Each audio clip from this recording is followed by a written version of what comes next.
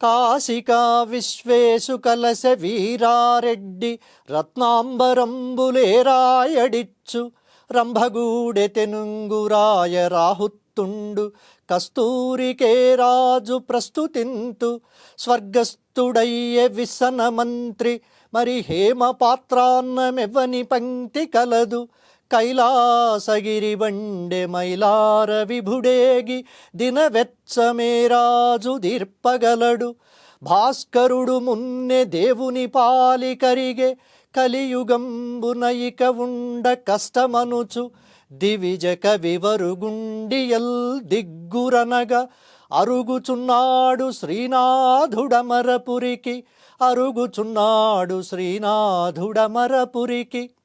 ఈ పద్యం శ్రీనాథ మహాకవి తన అంతిమ దశలో తనను ఆదరించిన రాజులందరూ మరణించిన తర్వాత పడిన ఆవేదనకు అద్దం పడుతుంది.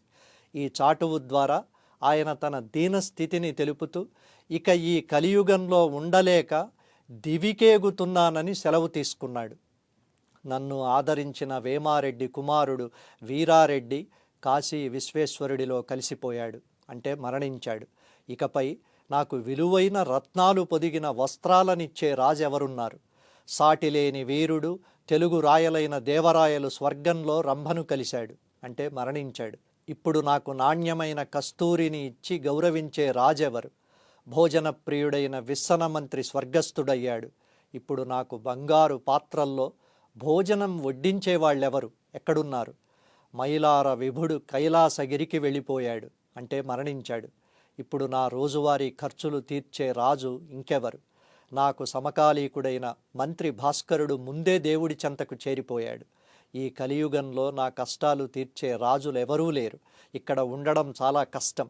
కాబట్టి స్వర్గంలో ఉన్న కవుల గుండెలు దిగ్గురనేలా వస్తున్నాడు మహాకవి అని వారు భయపడేలా శ్రీనాథుడు అమరపురికి, అంటే స్వర్గానికి వెళ్ళిపోతున్నట్ట.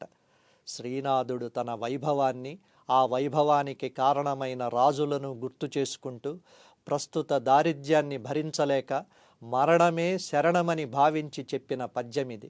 అంతటి దీనస్థితిలో కూడా స్వర్గంలో ఉన్న కవుల గుండెలు గుబేలుమనేలా వెళుతున్నాడట. వేల ఏళ్ల తెలుగు సాహిత్య చరిత్రలో శ్రీనాథుడంటే శ్రీనాథుడే, ఎక్కడ ఎప్పుడు తగ్గనే తగ్గడు.